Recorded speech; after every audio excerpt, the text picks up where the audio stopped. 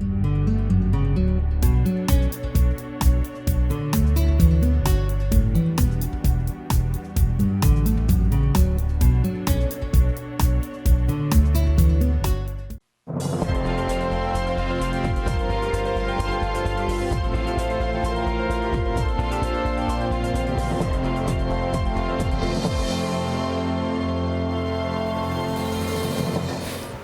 and welcome to another episode of the Veterans Corner. I'm Chuck Wooden, I'll be your host. I'm joined by my co-host, Donna Dunyan. Hi everybody. Yeah. For those that didn't watch the last show, welcome back. Thank you very much. Yeah, I was on a little hiatus for a month. That's another story. Yeah. It's great to have you back in one piece. Thank you. Yes, it's good to be in one piece. And for those that weren't watching before, a special thank you to Megan Dooley, who was filling in. Did an amazing job.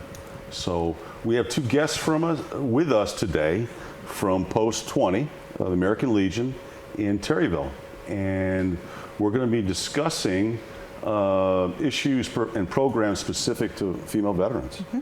Yeah. This is a show that we've been trying to get on, an episode we've been trying to get on the show for quite some time. Yeah. We recognize here at the Veterans Corner that it's a very important topic.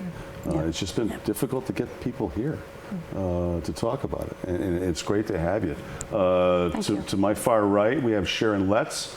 Sharon is a Air Force veteran. Yes.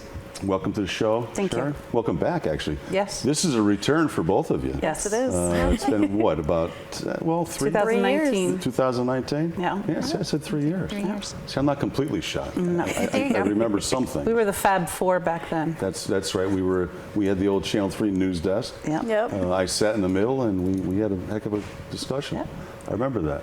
And Laura Williams. Laura is an Army veteran. Yep. Welcome back to both of you. Thank you. Thanks for having us back. Let's, on behalf of the viewers and the Veterans Corner, the folks here at the Veterans Corner, we want to thank you for your service. Thank you. It's deeply appreciated. Can you tell us a little bit where you were or how long? I was in the Air Force for 8 years, and I was stationed at Lackland for basic training, and then went back there for another 4 years. Yay. And then I spent the last 4 years at Langley Air Force Base in Virginia, which is, I loved it there. It was halfway between here and South Carolina, where the rest of my family was, so I loved it, but I'm glad to be home now. We used to leave Norfolk area down at the base and actually drive up there on occasion and hit the Enlisted Men's Club. It was a nice drive back. I used to work there. Laura? I was active duty Army from 2006 to 2012. I was at Fort Campbell, Kentucky, and then I went over to Germany, and I've done 2 12-month deployments in Afghanistan. Well, once again, on behalf of the viewers and ourselves, thank you. Thank you. Thank you for your service. Can you tell us a little bit about yourselves and your service? We actually already did that. That was the opening question. And I always do that. You do. You missed it one of the shows we just did. I think I skipped right to question 5 and didn't realize until jumping ahead. Yeah, and of course I made a big joke out of it. We went back to 1, and when we hit 5, and said, this might sound familiar to you. But Donna. So Laura, Shannon, either one of you, can you tell us about the Facebook page that you created? So I created a group. It's called CT Military Women because there are no groups specific to that. And I actually got the idea because someone that I met through a female nonprofit called Semper Fi Sisters, she started one in Georgia, and it was called Georgia Military Women. And I really liked the idea behind it. I liked how helpful it was for the female veterans, the camaraderie, sharing in each other's triumphs and picking each other up when you fell. And I feel like that's something that our male counterparts have, but that's a lot less common for us as female veterans. And so I reached out to Sharon and I got her on board. Thank you. Yeah, we realized too in her research that this is the only women's group in Connecticut on Facebook. So we're hoping to get a wider audience and build from that. Okay. Well, we're definitely on board with you as far as promoting it. Thank you. Yeah. Get you on the Facebook page of Veterans Corner and mention you during some of the shows. Awesome. Great, thank you. It's long overdue. I know plenty of women that served, and there's a lot of. I mean, we'll touch on it later, if not this episode, maybe another one, where either they don't feel as if they're veterans. Is that still Yes. real? Yes. I felt that way Yeah. because I was in peacetime. I had a normal everyday job, completely unaware of what was going on in the world. And so I didn't feel worthy of being called a veteran. So, yep. Well, you are. Yes, Yeah. You are. I've realized that now. What are some of the things that inspired you most to start this group? Did you do it together? Was it individually? And then you came together on the same mission? I was sitting on my couch one day and I was like, you know what, I was having a rough day. I've been fighting VA claims and I was like, I wish there was just somebody that I could reach out to, you know, someone that is going to understand the unique situation that I'm in. And then I realized if I'm having these issues, I'm probably not the only one. And so I reached out to Sharon and I was like, hey, what if we start up a Facebook page for Connecticut? And our post has, I think, the largest female veteran membership in our area right now, at least. Oh, wow. There's no reason that we can't get something going and just see where it goes. Yeah, I think we have about 6 or 7 female, maybe even a little more. If I check the membership roster, I think we have a little more than that as far as female veterans. And like they said, there's a lot of stuff going on out there that people just don't understand. So we're trying to reach out to them. Even with that number, that's low. That's Yeah. extremely low. Yeah. Most of the posts are less, but that number is low. There should be 4 times that. Right. Yeah. And maybe with your crusade here to get the information out there, it will entice more women to join. That's what we hope. I'm really hoping so.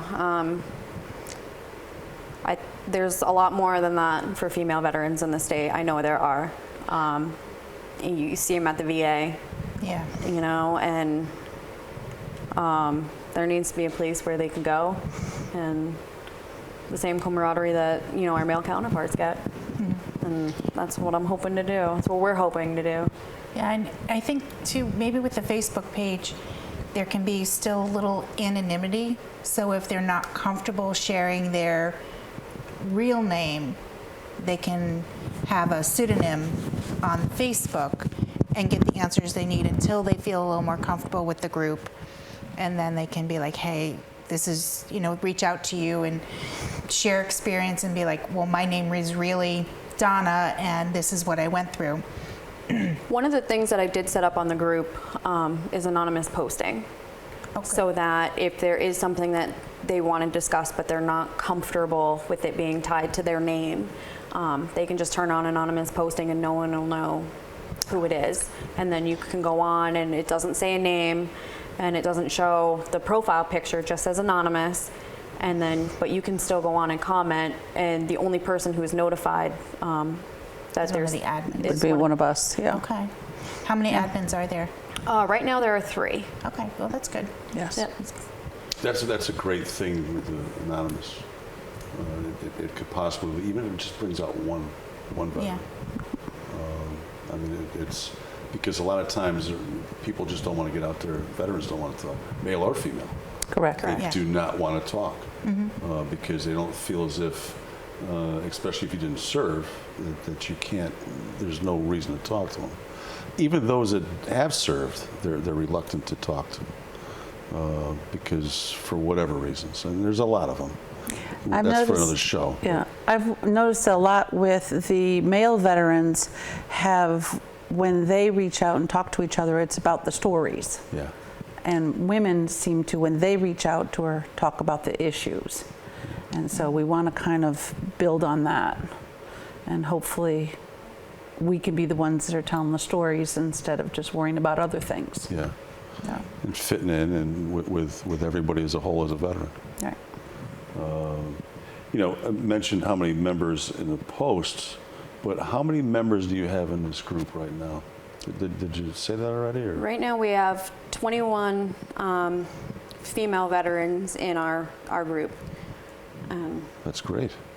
It's a good number. to It's start not bad off. because the page was only founded 3-4 months ago. But we've kind of hit a roadblock because aside from the members at the posts and those who we know in the local community, I'm just not really sure how to go about. How do you reach out, Advertise it. advertise it? Well, like Chuck said, we'll definitely help through the Facebook page for the show. But then, I have my Facebook page for Veteran Strong, so we'll advertise it out that way. And we can even discuss off camera some of the other groups that I think you're involved with too, some of the other Facebook groups for Connecticut veterans. Have you put it out there? I've put it on the CT Veteran Bulletin. Yeah, that's one. And it was great. We got, I think, 3 or 4 members on there. But I do go through and vet the people who Want to join. And so we got 3 or 4 female veterans off there, but we also got a bunch of people who either weren't female, weren't veterans, or refused to answer the administration questions. Yeah. And so they were automatically denied. Yeah. Because we need to ensure that it is a safe space and that we're respecting not just each other, but in some instances, OPSEC is still a thing, Oh, and yeah. we need to ensure that the people who are coming into this group are going to uphold that. And they're actually veterans. Yeah. That too. Yeah. I mean, you've got a lot of, Yes. I'll be polite, just say people out there that would like to just, Hold the title without. Yeah. cause problems. Yes, there are Stolen definitely valor. there. I think I said that pretty tactfully. Yes. You You know did. what I was trying to say, but I was trying to think the right way to say it. Yeah, there's, and that's got to be a difficult task too. I mean, you can ask them the question. Maybe you can ask a question that only a veteran would know, and then that might. But that doesn't guarantee anything. Well, I run into it even with the center. People come in, I'm a veteran, okay, to get them the help that I know they need, I need to be able to vet them. So I need the DD-214, Right. I need the documentation. So it's the same thing here. You want to be able to share the resources. You can't share the resources if you don't have the right Information. audience in the group. It's Yeah. it's frustrating sometimes, but so I feel you, and we'll help definitely spread the word any way we can. Great. We'll mention the Facebook page again. It's CT Military Women, and so I know from the work that I do, it is harder. It seems to me to be harder for female veterans after the military. What are some of the issues that you notice, and if you feel comfortable sharing, what are some of your personal issues that you've struggled with? There is a huge stigma surrounding female veterans. I feel like with our male counterparts, it's a lot easier to recognize them. They'll wear the baseball caps and the t-shirts and the jackets. And for us, we come out and we just go back to being quote unquote women. And I can't tell you how many times I've gone to Lowe's to get something and I've given them my phone number for the military discount and they've thanked my fiance and he's like, no, that's not me, it's her. Yeah. So it's definitely. I've had that too. Same thing. Even when I call the VA too, it's like, are you the veteran? Yes, I wouldn't be calling you if I wasn't, but I don't say that. I just want to let it go. But yeah, some of it's tough. One of the you were saying about the homelessness and Yeah. stuff like that. One of the other things that a lot of women don't like to talk about is MST, which is military sexual trauma. And I think what it is when we're trained to follow orders, do what you're told by our higher ups. And so a lot of MST or sexual assault does not get documented. And even with the VA, and I read an article on this the other day, there's a place on the one of the forms for the VA that says, have you ever had to deal with or been involved with military sexual trauma? 1 in 3 women will check off yes, and 1 in 50 men will check off yes. So a lot of people don't want to talk about that when they come out, because it's like the boys' club. What the boys say, you jump, you follow. Yeah. Yeah, that's definitely a hard topic, and I don't think that's one that have you ever discussed on? Not on this Yeah. show. It's difficult. I've discussed off camera. Off camera, yeah. A lot of conversations I've had with being high up in the Legion and district commander and just going around and just talking to some of the women veterans who confided in me. Mm-hmm. And it's a major issue even today. Yeah. That gets covered up. Yeah. That's true. And that's coming from someone who's just been told. I mean, you guys have seen it, possibly seen it. I mean, talking to other women Yes. who will open up more to you than, but they don't do anything. It's still hard for them to open up to other women too, because they don't want to be ostracized or feel any worse than they already do in the situation. And I think that's the case for any person, male or female, that's had to deal with something like that.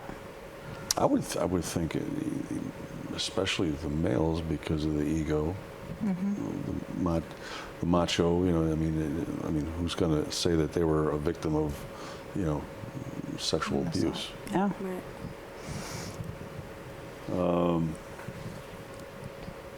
What do you think of the needs that need to be changed? Issues that I'm sitting there trying to read this question without my glasses, and that's Donnie. Can you see that one? Yeah, I can. All right. What are some things you think can be done to help change the issues? And do you think there's an easy solution to the problems? There's not an easy solution. That's what I meant to say. But what suggestions would you have for changes? One of the big things is women and females and all the proper titles that they have today. We need to stop hiding in the shadows. We're veterans. Our service is just as important as our male counterparts. And we need to start realizing that we are just as deserving of using the benefits and the resources that are available to them as they are to us. And just advocating for ourselves and, putting our faces out there and not being afraid to step up and not so much take credit, but be proud of our service, because we did serve. Own what you did, because Yes. you did serve. You served in Afghanistan. You served stateside, but you still served, and you were willing to sign that blank check. That's right. So there should be no difference in my eyes. But I know it's a stigma thing. A quick anecdotal thing about the couples. When you have couples, I got a phone call a couple years back from someone. It was a woman, and she was irate. She goes, I got this mailer, and I'm the veteran. How dare they address it to Mr.? I'm like, whoa, I didn't even send the mailer out. And I got the phone call because I'm the veteran office for that town. And I was like, I had to backtrace who sent this mailer out, where did it originate from, and just kind of say to the person who sent it out, from now on, just send it out to the household of, and the last name. or the veteran. Danyan household, because you don't know who the veteran is, especially if you're just mailing something out. Right. So, yeah, the couples, I never make an assumption anymore when a couple comes in, especially a younger couple. When we're dealing with the World War II generation, even then, I've gotten spoken to a couple of times because I've had WACs, the women auxiliary people, and they're like, well, we did our part too, but you can't make assumptions on who the veteran is, especially nowadays. For those that don't know, haven't first-time watchers, Donna is the director of the Veteran Strong Community Center out of Bristol. And that services all the communities around with Plymouth, Thomaston, Burlington. 7 of them. There's 7 of them. And that's located down at City Hall. Well, actually, No, you moved, right? now it's, City Hall's under construction. that's right. My office is a hole in the wall, literally. No, we're at the Senior Center right now. Center. But I go out and do the outreach, and I've even spoke with Laura about doing some of the outreach at Post 20 to be there for the members. And I'm hoping the more I do outreach, we can draw out some of the female veterans too, because sometimes it's easier as a female. I know I'm not a veteran, but as a female, it's easier for them to talk to another female, at least initially. Yeah. And then when we start getting into any nitty-gritty issues, refer them. And we really want to get your name and your organization out there, because one of the things that we've noticed is when you talk to people, like, oh yeah, the Veteran Strong Community Center, or the mobile VA, or just the various resources, people are like, what are you talking about? Yeah. And I try and put as much information up on the Facebook page as possible. There's information on there regarding the contaminated water at Lejeune. There's the upcoming Veterans Appreciation. Whenever they do veteran job fairs, I post links for that, because it's everybody's struggling right now, but I feel like veterans in general are less likely to want to reach out and accept help or accept resources, because we were taught to survive in the worst circumstances and situations. So Now, you had mentioned Lejeune. We've had a show pertaining to the water on here, and it's great to see on TV now. there's ads. There's ads Yeah. all There's over ads. the place now. Yeah. It's finally coming to light, and it's being exposed for what it is. I've had a lot of people come in about those ads within the last week, but that's again another whole nother show. But just we'll close on this topic with the veterans organizations. Do you see a shift with them being more accepting to women? You both are American Legionnaires. Do you see a shift? Are there more women joining and maybe just not being active, or is there still that hesitation to join because it's... I think it's kind of 50-50. I feel like a little bit of both. well, we do have a good number of females. We probably don't have more because the community that we're from is small. Yeah. But when we are out at different, like what just passed, convention, like you run into the female veterans there. And I definitely see a lot more female veterans inside the VA now, which makes me happy. Good. We just want to make sure that everybody knows that there are things out there. If you don't want to reach out to us on our page, there's always the VA, there's groups like Donna's, your local post, they have service officers that you can reach out to as well. We just want people to know that it's out there and get together as a group, get brochures together. We'd like to be at any events that they're having where we can talk about it and make it known to people. Okay, we've got to wrap it up. What I'd like to do, I'm sure you agree, Donna, is from now on, maybe each rotation, we have you guys back. Give us updates. Yeah, that'd be great. Thank you. And get more exposure. And anything we can do, contact us. Great. We're there. Flyers, anything that needs to go out. With that being said, want to thank you very much for being back. Thank you. Thank you for having It was a us. great show. It was We great. finally had this show, and I look forward to the next one. We really need you back quarterly. Wonderful. So, with that being said, I want to thank the viewers for watching. Good night from the Veterans Corner. Good night, everyone.